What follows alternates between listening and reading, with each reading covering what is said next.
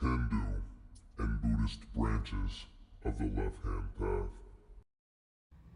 Due to the very different cultural historical conditions prevailing in each region, these rudiments of the left-hand path can be observed very clearly in the traditional Eastern model, somewhat less distinctly in its diverse Western derivations. An exploration of the Tantric left-hand path, primarily as it manifested as an apostasy within Indian Hinduism and in variants developed within Tibetan Buddhism and Chinese Taoism, will allow the sex magician to better understand the essential energy of the sinister current. In this introduction to the key concepts of the Eastern left-hand path, we have concentrated on the Indian/Hindu variety of sinister Tantra, which seems to us to be most adaptable to the Western magician's practice of sex magic and is the dominant influence on our own practice. Nevertheless, left-hand Tantra has also had a significant impact on Mahayana Buddhism, especially in its Vajrayana school, primarily based in Tibetan Lamaism, which incorporates a great deal of the shamanic sexual magic of the pre-Buddhist Bon religion native to Tibet. Vajra, known in Tibet as Dorje, is a multi-tiered symbol expressing the hardness of the erect penis. The thunderbolt that connects earth to the heavens with its illuminating flash and the diamond-like solidity of the soul made imperishable through left-handed sexual rites. The Vajra thunderbolt has also been likened to the intense piercing of the body by sexual energy. Vajra can be compared to the attainment of gold in Western alchemy, the creation of an absolute individuation of the self as an indestructible force. The word Vajra alternately describes the phallic royal scepter of Tibetan theocracy and the powers of sacral kingship which such a staff confers. In this sense, it resembles the was scepter carried by the Egyptian pharaoh, which is distinguished by the deliberately phallic shape of the god Set's head. One of Tibet's most revered medieval spiritual teachers, Drukpa Kunley, was an open devotee of the left-hand path, notorious as the crazy yogi or divine madman, who taught his disciples that the energy of sexual pleasure could be deflected from merely genital orgasm to a way of illumination. According to legend, he practiced what he preached, promiscuously initiating a myriad of women into his teaching during his wanderings through Tibet as a holy beggar. Repudiating the disavowal of desire taught in conventional Buddhism, Drukpa utilized emotion, desire, and erotic passion as instruments to awaken his students through delight. Ridiculing conventional mores and applying shock tactics to awaken and disillusion his students, Drukpa's straightforward practice of the left-hand path is rare among Tibetan Buddhists. Usually, the sexual rites are kept strictly secret by the Tibetan monks who practice them, as seems to have been the case with the late Kalu Rinpoche, who allegedly presented himself outwardly as a celibate ascetic despite his lifelong use of female disciples as ritual sexual partners. Human nature, being what it is, naturally, this secrecy can be a breeding ground for sexual exploitation of the most unenlightened variety. For instance, some elderly Tibetan monks persuade naive young female disciples to be their sexual consorts with promises of good karma rewarded for compliance. In such cases, one must suspect that the left-hand path mysteries of Vajrayana are being used to justify mundane sex lacking any initiatory function. Of course, this type of secular sexual exploitation played out in spiritual guise is hardly exclusive to Eastern cultures. Western occultism has always been rife with such pretense. The metaphysical premises of Buddhist teaching are based on desire to completely disintegrate the individual consciousness into non-existence and a negation of all phenomena as Maya, unreal projections of the mind. These ideas are obviously less relevant to the goal of attaining an independent divine consciousness inherent in the Hindu based left hand path model. Within the purview of the Hindu heretic left hand path, the complex symbolism and artistic expression, sexual rites, gestures, and spoken mantras are understood as coded signs of some hidden aspect of reality. This hidden reality, although obscure to waking consciousness, is understood nevertheless to be a substantial phenomenon, something that exists.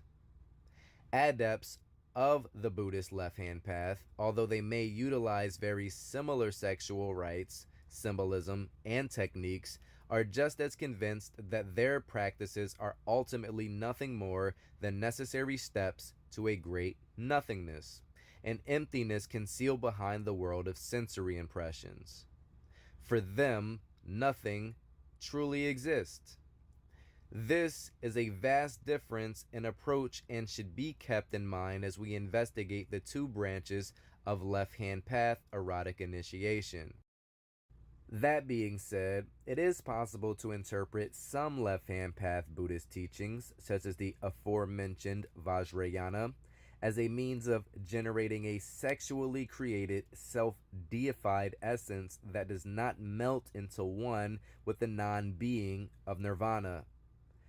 This is best exemplified by the tradition of the Bodhisattva, the fully awakened adept who is neither reincarnated to further suffering nor consumed into nirvana, but who follows the left hand path to continued survival as a transhuman demonic entity.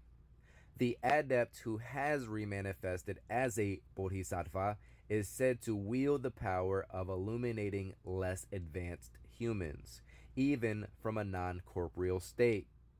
This concept, in a greatly simplified, not to say frequently fraudulent form, was drafted into the Western magical tradition's lore of the secret chiefs and the ascended masters, supposedly overseeing mankind's spiritual development.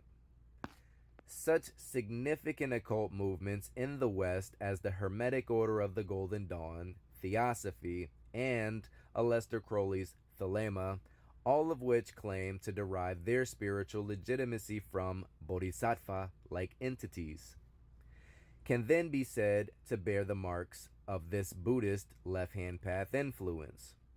Despite this fact, all three of the above mentioned occult bodies were adamant in insisting that they were thoroughly of the right hand path, condemning the left hand path as a malevolent force. This prevalent Western confusion concerning the exact meaning of the two paths will prove to be a recurring theme. The secretive nature of the Eastern left hand path always allows for the ambiguous possibility of a true inner doctrine, communicated only to certain initiates, concealed by a more conventional outer doctrine presented to the profane. Only such an inner doctrine can explain how the adepts of the Buddhist left hand path pursue aims so adverse to the precepts of Orthodox Buddhism. Although we will provide a few instances of Tibetan left hand path sex magic, Buddhism itself actually tends to vitiate the meaning of magic altogether. There is little point in causing magical change in a universe which is thought to be a mere illusion. And yet, the techniques of Tibetan left hand path magic can be applied without necessarily ascribing to the philosophical premises connected to them. Hindu heretical left hand path metaphysics takes a radically different approach to reality/unreality, more in keeping with the purposes of the Western sex magician. The form of Taoist sacred eroticism developed in ancient China, the Yin Tao, also provides several concepts useful to transcultural application in contemporary erotic initiation. It is safe to say that the Tantric left hand path, in one form or another, has been assimilated throughout the Eastern world, even disguising itself under Sufi garb during the Islamic conquest of India, and flourishing for a time in Japan before the anti sexual spirit of austere Confucianism neutered its force in that region.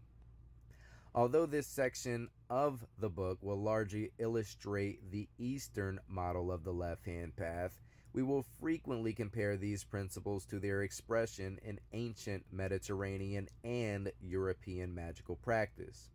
By viewing the sinister current through the lenses of different traditions, a more universal vision of the left hand path can be realized.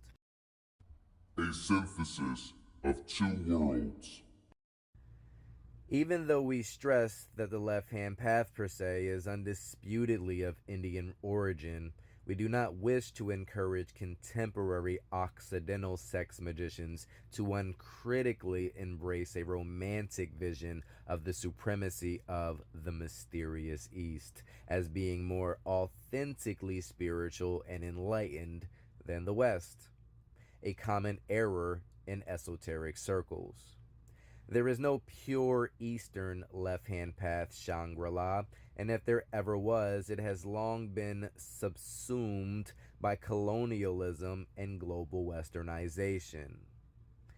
It is all too easy for modern magicians to imagine a fantastic dream world of infallible ascended masters guarding secrets that can only be communicated in some distant Himalayan ashram. These fantasies, which have permeated the magical tradition of the West, have led more than one Westerner to abandon all critical thinking, often leading to an immersion in exotic trappings and foreign nomenclature for their own sake. That is the route of escapism, a cul-de-sac into which many sex magicians have unwittingly wandered as they walk the left-hand path. We have often observed magicians make a healthy break with the religious or social orthodoxy that formed them, one of the first steps of left hand path initiation, only to fawningly follow the dogma of another, perhaps less well known, religious orthodoxy instead. Westerners are particularly susceptible to this grass is always greener on the other side of the fence syndrome, since the post Christian religio magical tradition in the West sometimes seems so impoverished by comparison to the more vital Eastern traditions of initiation.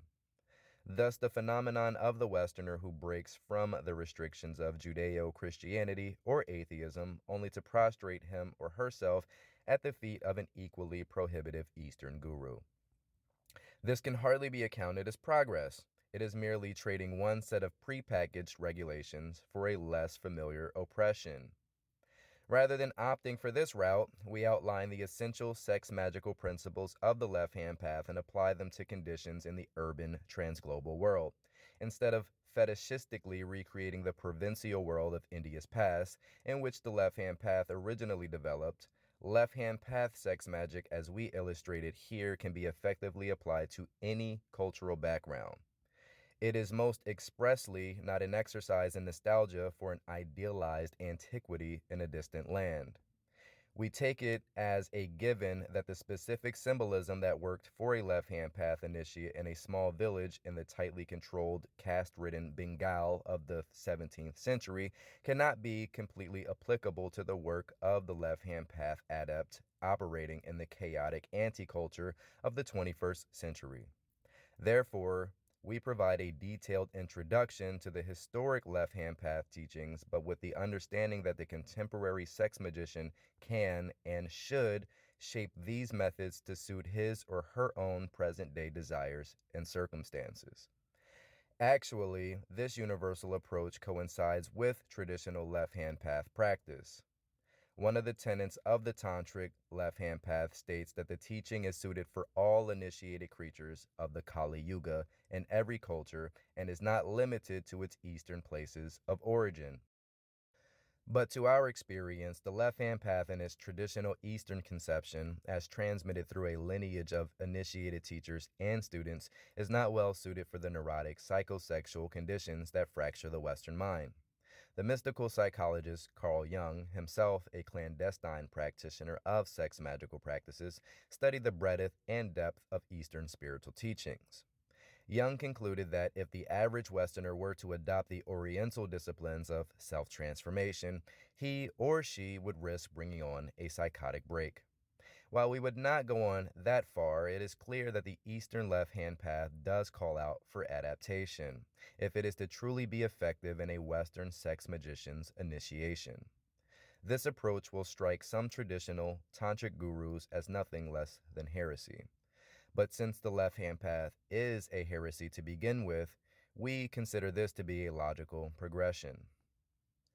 The left-hand path's art of sexual initiation is not a body of static ceremonial from the past to be faithfully recreated without change, but a living tradition. Like any living tradition, it is the innovations and adaptations of its current practitioners rather than the culture-specific and time-bound restrictions of former times that must determine its viability. Because this section of the book adheres closely to the traditional left-hand path teachings in their original form, the contemporary sex magician will be struck by several limiting factors. Most glaringly, despite the Eastern Vamamarga's reverence for the feminine daemonic, female sex magicians will notice that relatively little instruction is actually offered to the female partner in left-hand path rites. The Tantras speak almost entirely to a presumed male initiate, a one-sided perspective we must expect in a tradition that was largely recorded in medieval India and Tibet. Obviously, the contemporary female practitioner of the left-hand path is free to apply these methods to her course of self-transformation in very different circumstances than prevailed in the Eastern world of centuries ago. So, in tracing some of the most important aspects of the Eastern Vamamarga in this chapter, it is not intended that the modern Western sex magician should blindly obey the ancient ways of the left-hand path. To devoutly follow tradition in such a doctrinaire manner would be deadening and sleep-inducing, running counter to the eternal transformative and remanifesting essence of the left-hand path itself. Even if it were possible to transplant the exact practices of the Eastern left-hand path to a Western environment, it would not be magically desirable to do so. Many of the outer manifestations of the Eastern Vamamarga are simply not relevant to a magician working in the modern Western world, although the eternal esoteric principles are relevant to all times and places. This is why this book urges the way of creative synthesis rather than strict observance of archaic tradition for its own sake. It would be foolish for the modern left-hand path sex magician to act without first gaining a sound understanding of the basic principles that inform the left-hand path tradition. But one should not fall prey to the common magical error of assuming that just because some practice is condoned by tradition, it must be just as valid today. Ancient is not a synonym for good. Much that is ancient is worthless in a contemporary context, save for historical interest. Separating the effective from the irrelevant is the discerning task of each individual magician. Thankfully, left-hand path Tantra lends itself to individual application. Few esoteric methods are so free of dogma. Despite the sometimes forbidding esoteric terminology of the Tantric Vamamarga, its actual teachings are primarily of a practical and experimental nature, rather than the rigid agglomeration of regulations common to many initiatory schools. Furthermore, even though India provides us with the richest, most intact, and continuous model of left-hand path initiation to study, it would be a mistake to imagine that the sinister current itself is of exclusively Indian provenance. In fact, the left-hand path is actually located in our own brain, spinal column, and genitals, waiting to be switched on. Many magicians have activated this current within themselves entirely by accident, with no knowledge whatsoever of the historical left-handed tradition. Those who have stumbled upon this power spontaneously, usually through an experience of intense sexual ecstasy, certainly have an advantage in having inadvertently come to this realization. The fact that this event has occurred at all would indicate a great deal of potential. Many humans are never able to awaken the sinister current that can be made to flow through the body-mind-soul complex. But calling oneself a traveler on the left-hand path without first attaining a solid understanding of its long-established methods and principles is somewhat like saying you're an astronaut because you once saw a space shuttle on TV. Similarly, simply reading through this or any book on a strictly intellectual level will not place you on the left-hand path. That can only occur when you've applied the theoretical postulates to the many aspects of your being, directing sexual ecstasy towards alteration of those deceptive phenomena, most readily categorized as inner self and outer reality. A very common misunderstanding that we have come across among Westerners eager to learn the ways of left-hand path sex magic is an assumption that in enlightened India, its practice is surely and widely known and accepted. This imagined openness is pitted against what is assumed to be Western ignorance. It is true that Hinduism allows for a different degree of dissent and heresy than Westerners might be accustomed to observing in their own society regarding sex magical practices. Nevertheless, the Vama Marga remains little known and little understood even in India. When it is mentioned, it is usually in a disdainful and uninformed manner. M. Krishnamacharya, in his History of Classical and Tantric Literature, typifies this ignorance when he writes, "It is a licentious worship and leads to cruelty, self-indulgence, and sensual gratification. Hence, it is a blot upon the modern Hinduism. The sect goes under the name of Vamamarga, or the secret sect." Not surprisingly, Krishnamacharya was of the Brahmin caste, the sexually ascetic and world-rejecting higher caste in Indian society, for whom the left-hand path is an abomination. Because of the tantric association with sex magic, the popular press in India continues to report tantric activity with the same bias, inaccuracy, and misgivings one finds in the Western journalistic accounts of Satanism. To meaningfully recreate the constitutive elements of left-hand path tradition within the unique reality of your own initiation requires a wakeful, dynamic approach. A static, dutiful, playing by the rules is poison to the sinister current initiate. The left-hand path is unique among metaphysical traditions in that it deliberately repudiates all and any sacred cows that lumber into view. Whether left-hand path initiates are located in Bombay, Manchester, Sydney, or Cincinnati, a mutual discipline is to keep a sharp eye out for one's own sacred cows, slaughtering them ruthlessly as a means to personal power. The Vama Marga, a path of many roads. The phrases Tantra and left-hand path have been used so indiscriminately in recent years, especially since their relative popularization in the wake of the so-called sexual revolution of the 1960s, that they've practically become all-purpose descriptions for any kind of metaphysically inclined fucking. So prevalent are these simplifications that we can't begin to define Tantra and the left-hand path within any kind of authentic context without first briefly weaving our way through some of the most enduring of these Western popular trivializations. We've even seen enterprising call girls with an eye on the mystic market advertise themselves as tantric escorts, adepts in tantric massage, and experts at tantric lap dancing. Pleasurable as these diversions might be, it would be ridiculous to consider them tantric except in name. As we shall see, this sacred whore has actually played a long and distinguished role in left-handed tantric tradition, but this recent mercenary development has only served to confuse an already misunderstood subject. The tantric phrase left-hand path has likewise been adopted by two quite contradictory Western spiritual subcultures, spawned at roughly the same time during the 1960s search for alternative religion. Its use can be found most abundantly within the populist New Age movement, which includes in its many sects a goodly number of neo-tantric teachers and groups who describe themselves as left-hand path simply due to their use of sexual rites.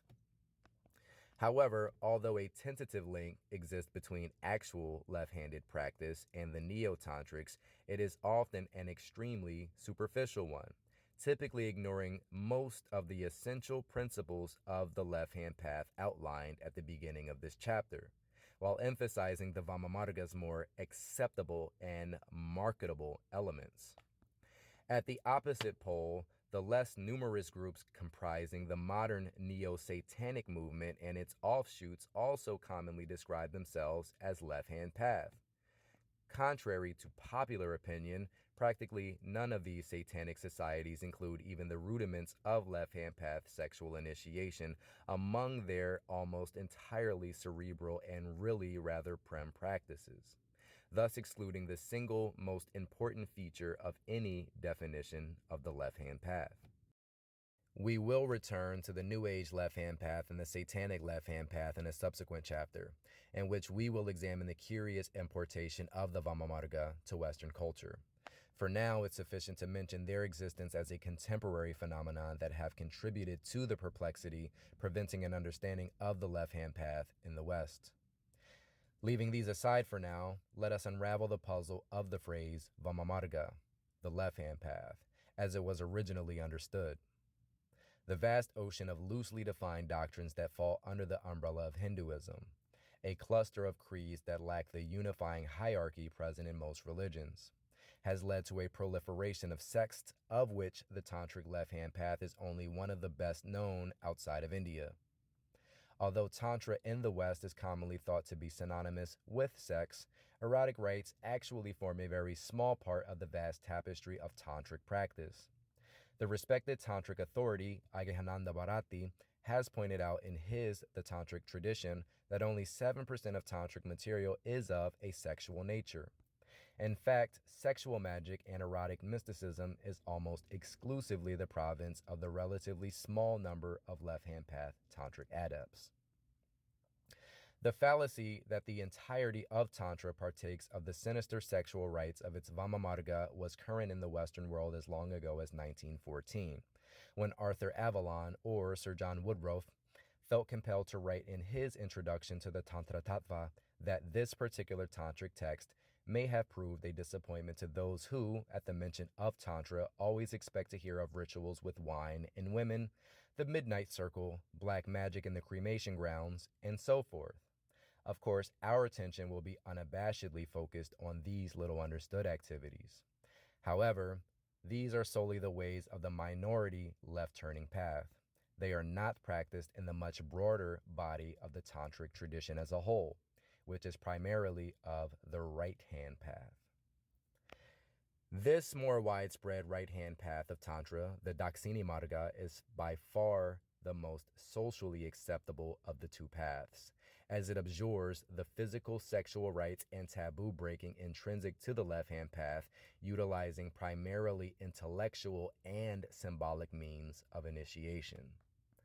Furthermore, the right-hand path emphasis on the male principle is less controversial in patriarchal Asian countries traditionally oppressive of women. The Vamamarga, devoted to erotic initiation through the feminine as both eternal spiritual entity and physical sexual being, is viewed as much more heretical by ordinary Hindus and Buddhists. There is not simply one unambiguous reason why the left-hand path was given that name. The answer to this question is split into several layers of physical, semantic, and religious meaning. Like many Sanskrit words, Vama can be translated to many different things. There are at least 4 relevant definitions that concern us. By merely examining the different strata that can be read into its name, most of the essential principles of the left-hand path can be observed. In this sense, the very phrase Vamamarga is a coded magical communication, a symbolic sigil or mantra revealing its own essence to the magician who unlocks its message. The fact that the phrase itself can impart so much of the initiatory approach unique to the left-hand path may account for its potent durability and appeal, even among those who have never looked beyond its surface.